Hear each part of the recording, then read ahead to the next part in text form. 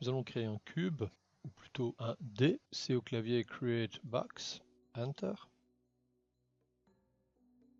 Double-clic sur le box pour aller dans la partie Network Geometry.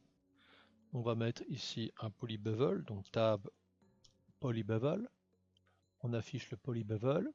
On a ici la gestion de la distance. On va le mettre en mode Round.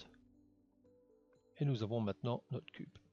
On va replacer le cube au niveau de la grille. Donc au niveau espace objet, donc je remonte au Network Scene. Le Translate, on va mettre 0.5 sur Y pour que mon cube soit bien positionné. Dans Rendering, on va cocher l'option Polygon Subdivision Mantra, ce qui signifie que mon cube sera subdivisé. Donc là, je vous invite à aller voir l'information relative au rendu. Et de fait, si je veux vérifier dans le Render View Render, je vois que mon cube est beaucoup plus subdivisé que dans la vue. Pour voir comment ça va être subdivisé au rendu, bouton de droite, View As, Subdivision Surface. Et nous voyons maintenant la subdivision du cube.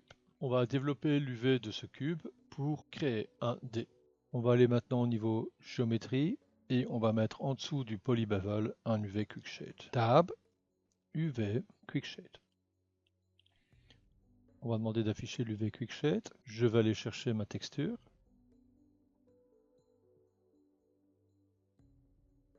Et maintenant, on va mettre UV Unwrap.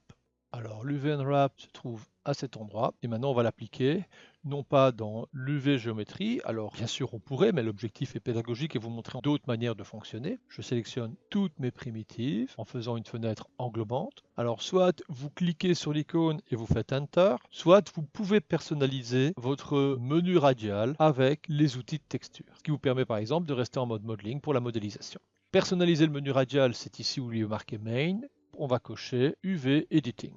Si j'appuie sur C maintenant, je vois les outils relatifs à la texture et les outils d'ajustement, comme par exemple l'UV Transform, l'UV Edit, le Brush et les autres que nous allons voir. Si je redescends, je vois les outils principaux, mais je ne vois pas l'UV Unwrap. On va donc l'ajouter. On revient sur la gestion du menu radial. Actuellement, c'est l'UV Editing qui est actif. On clique sur Edit Current. Dans la partie texture, vous retrouvez UV Unwrap. Il suffit de le prendre et par exemple de remplacer le groupe. Accepte. Maintenant, quand vous faites C, vous retrouvez l'UV Unwrap. Passons à l'utilisation du menu radial. Imaginons qu'on est au niveau scène. Dès que vous faites C, UV Unwrap, automatiquement il se met au niveau géométrie et l'UV Unwrap est appliqué. Et on remarque que la texture est maintenant visible sur les 6 faces. Je vais utiliser ici une division en deux. Donc CTRL 4 au clavier et dans cette vue, barre d'espace 5. On a la division des 6 faces du cube. Pour Unwarp, il a mis 6 planes. Vous pouvez faire 4, 5, 8 et par défaut 6, qui est plus approprié pour un cube. L'alignement des layouts se fait en mode square ou strip. Le spacing est l'espacement entre les projections UV. Ici, vous avez la possibilité d'ajuster la rotation et de modifier l'ordre des rotations. Dans la vidéo suivante, nous allons passer à l'ajustement.